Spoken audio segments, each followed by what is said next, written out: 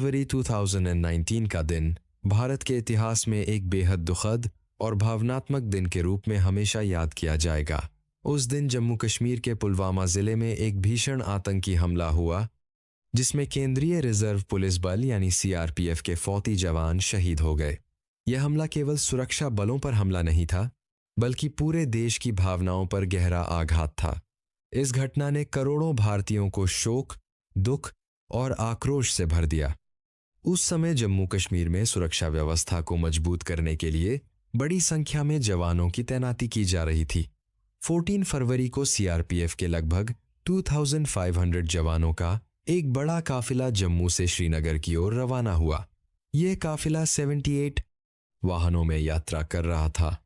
दोपहर करीब 3:15 पर जब यह काफिला पुलवामा जिले के लेथपोरा क्षेत्र से गुजर रहा था, तभी विस्फोटकों से भरी एक गाड़ी सुरक्षा बलों की बस से टकरा गई। टक्कर के तुरंत बाद एक भीषण विस्फोट हुआ, जिसने आसपास के क्षेत्र को हिलाकर रख दिया। कुछ ही क्षणों में सड़क धुएं और मलबे से भर गई। इस हमले की जिम्मेदारी पाकिस्तान स्थित आतंकी संगठन जैश-ए-मोहम्मद ने ली। हमलावर आदिल अहमद दार था, जो स्थानीय रूप से कट्टरपंथी संगठन से जुड़ गया था। इस हमले में बड़ी मात्रा में विस्फोटक सामग्री का उपयोग किया गया, जिसके कारण भारी जनहानि हुई। हमले की खबर फैलते ही पूरे भारत में शोक की लहर दौड़ गई। टीवी चैनलों, समाचार पत्रों और सोशल मीडिया पर हर जगह इसी घटना की चर्चा होने लगी। देश भर के लोगों ने शहीद जवानों को श्रद्धांजलि दी। स्कूलों, कॉलेजों, सरकारी संस्थानों और शहरों में कैंडल मार्च आयोजित किए गए। लाखों लोगों ने तिरंगा लेकर वीर जवानों को नमन किया। भारत सरकार ने इस घटना को अत्यंत गंभीरता से लिया। सुरक्षा एजेंसियों ने जांच शुरू की और आतंकवादी नेटवर्क के खिलाफ व्यापक कार्रवाई की गई। अंतर्राष्ट्रीय स्तर पर भी इस हमले की निंदा हुई और कई देशों ने आतंकवाद के खिलाफ भारत के साथ एकजुटता व्यक्त की।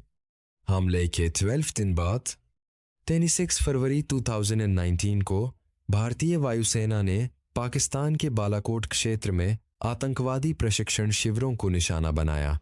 इस कार्रवाई को बालाकोट एयर स्ट्राइक के नाम से जाना जाता है। यह कार्रवाई भारत की आतंकवाद के विरुद्ध दृढ़ नीति का प्रतीक बनी और विश्व भर में व्यापक चर्चा का विषय बनी।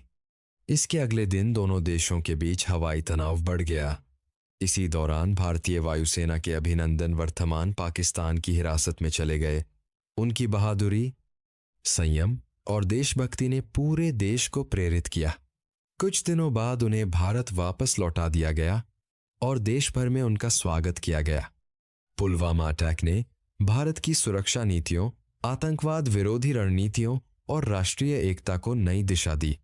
इस घटना ने यह स्पष्ट कर दिया कि आतंकवाद केवल सीमा का नहीं, बल्कि मानवता का भी दुश्मन है।